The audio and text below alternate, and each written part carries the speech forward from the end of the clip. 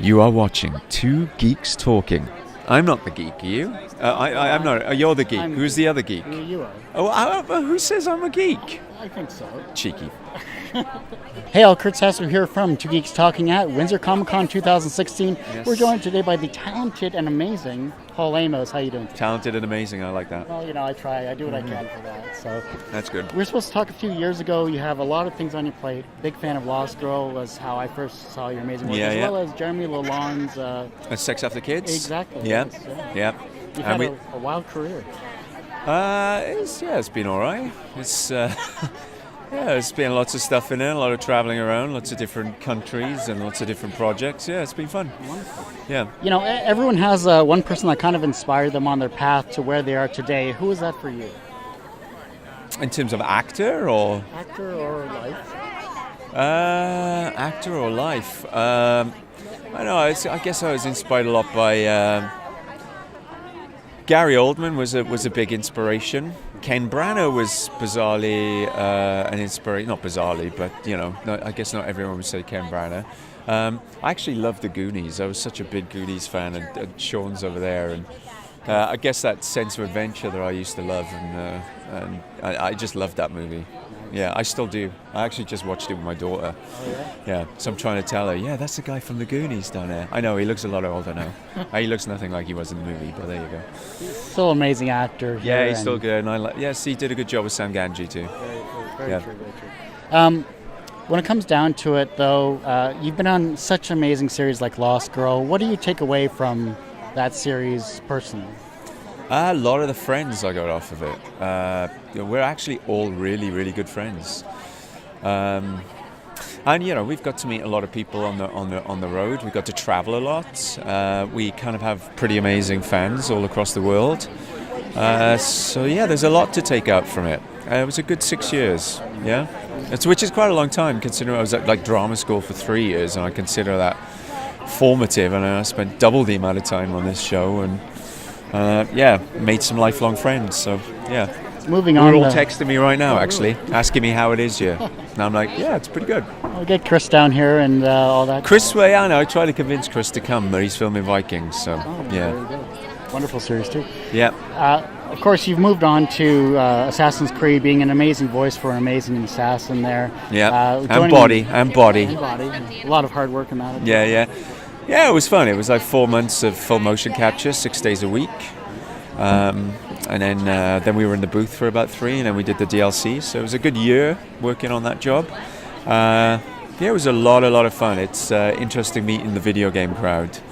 The whole industry is really interesting. So yeah, I don't think it'd be a while before I do another game. A year was enough. Fair enough. Yeah. Fair enough. When it comes down to it, though, you're also professionally successfully done some amazing work here, and I can't wait to see what you're doing in the future. Do you consider yourself personally successful? Personally successful. I don't know. You're always asking questions of yourself about, what you are, what you want to be, and so yeah, it's interesting at the moment because we're trying to put together a theatre show right now that we'll be doing next year with primarily TV and film people.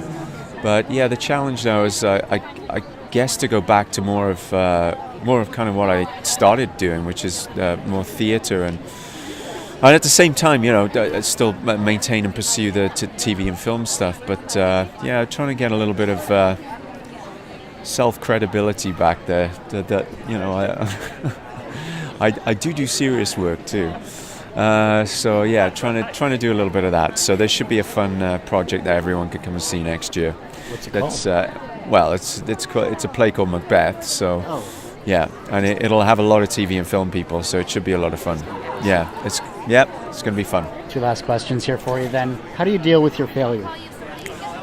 Failures or failure? Which one? How do you deal with failures? How do I deal with them? I don't know. I drink a lot. I drown my sorrows. No, it's the failures make success. So it's that's all part of the process. Failures, you just got to learn from them and move on, and take something from them in order to make something better the next time. As simple as that, really. It really is part of this process. It's not a negative thing. Failure is just failure. Last question then here. The younger generation are looking at yourself as an actor and they're becoming inspired. Are they? I think so. All right. It's a lead-in. Yeah. They're becoming inspired to become actors or actresses themselves. How can they inspire the generation that follows them? I don't know. You just got to be true to yourself, right? And be in the moment. And that's the only way to sort of carry on through life and be inspired. Just always be in the moment. There's only this table and this really chunky mic and this pink wristband. Yeah. It's ever so effeminate. Yeah, well, I do what I can. Yeah. We all can't. I know you do, Kurt. Sasso. we all can't wear heels, Yeah. I don't have the legs for it, but sassy assassin Sasso. Yeah. And where can we find yourself on social media and everything like that? Oh, I know all of them. Just Google my name and you'll come up with something. Yeah. Is there anything that I missed that you'd like to share with those watching? No, I think you're good. I think you covered everything. I'm amazing and incredible, and I inspire people, and I have lots of failures, and Your words, not what mine. else is there? Yeah. Thank you again, You're Paul. very Really welcome. appreciate it. Take care, Cheers. sis.